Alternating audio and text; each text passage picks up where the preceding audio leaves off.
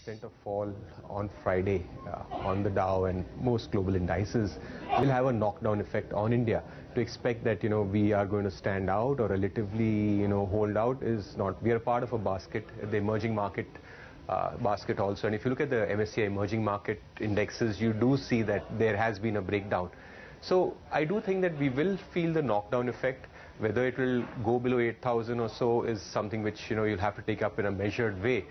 But what I do think that will stand about India is that it will be a relative. That's something even I saw on Friday. We are going to be relatively outperformers. That does not mean that if the global markets are crashing, we are not going to be a positive day. But I do think that we will relatively outperform. And as and when markets stabilize, I do think that we'll be among the first markets that will actually recover. And this optimism is really sort of based on two things. That yes, the equity global weakness is going to hurt us, but I do think that the decline in commodities, which I think is very secular and which is going to be a multi-year kind of phenomena, is really going to benefit this country. And I think that the currency depreciation in the short run is going to hold out, or I think money is going to flow back to IT and pharma, and to some extent those will be the spaces of outperformance. So yes, there will be a knockdown effect. Whether it will go below 8,000 is something you will have to take a bit of a measured view on that. It's quite volatile in a day-to-day situation. But I do think that India will relatively outperform.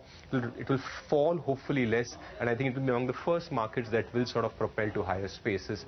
And you can already see that kind of outperformance. If you look at other charts in other emerging markets, you will see that there has been, especially the commodity dependent countries, the knockdown has been large, and I think India will relatively hold out. So I think we are in very spectacular times, especially is what is happening in the commodities space, and these are like almost once in a decade kind of declines that we are seeing.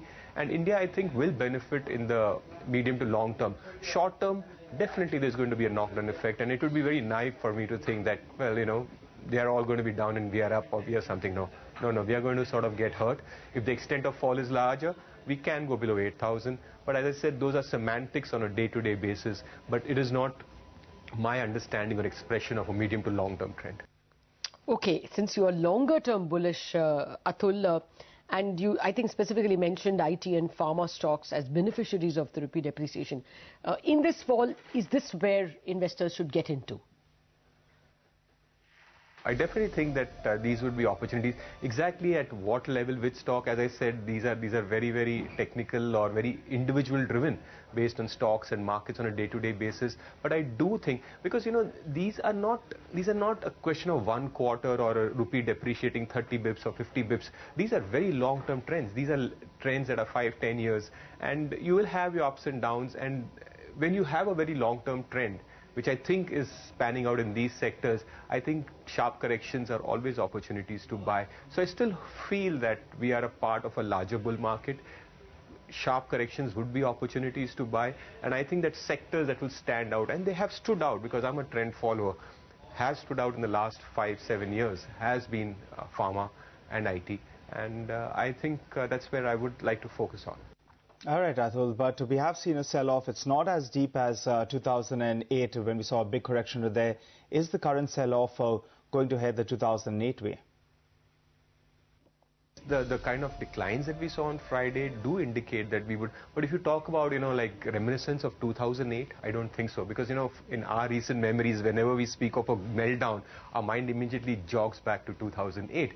I don't think the world is going to be that bad. Yes, we may have corrections, whatever, I don't know, it's 5%, 7%, 10%. As I said, those are, about specific charts and specific stocks for someone like me. But I don't think you're going to see a global meltdown per se. I do still think that it's going to be very specific, just as we say bottom up in terms of stocks. I do think that will be bottom up in terms of countries and markets, and I do think that India will stand out, and my optimism flows from the fact of what is happening to global commodities, because one of the biggest beneficiaries of a big global commodity meltdown is going to be India, and that's what gives me a certain medium to longer term optimism as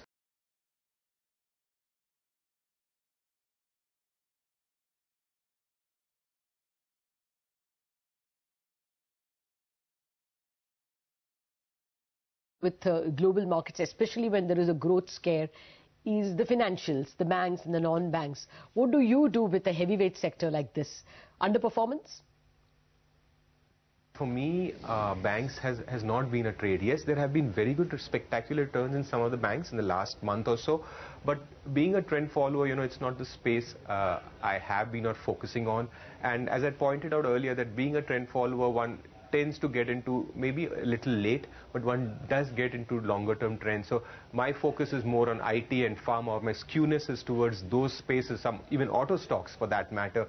So where is the bottom for banks? I don't know, because in my style of trading and investing, I'm not in that space. So where is the bottom? I don't know. All right, Atul, then let's talk about sectors. I think you just mentioned auto stocks as well. Is the risk-reward ratio still high there? These are not just a case of one good quarter or one good month or one numbers, etc. I do see that these are, as I said, longer term trends. These are structural shifts that are happening. And of course, it's not across the board for all auto companies, but there have been some stocks, some specifics. I think you can go into the charts and see. And the price are a reflection of, as I said, not a one-off event, but a major structural change there is. And that's where I feel that stocks tend to perform for multi-year bull markets. And that's where I personally think I would like to be. Fair point. Atul, we have seen a big collapse in EM currencies, and there is a big outflow underway in Indian equities as well, at least on Friday. You track the MSCI EM index closely. Do you see a breakdown in that chart?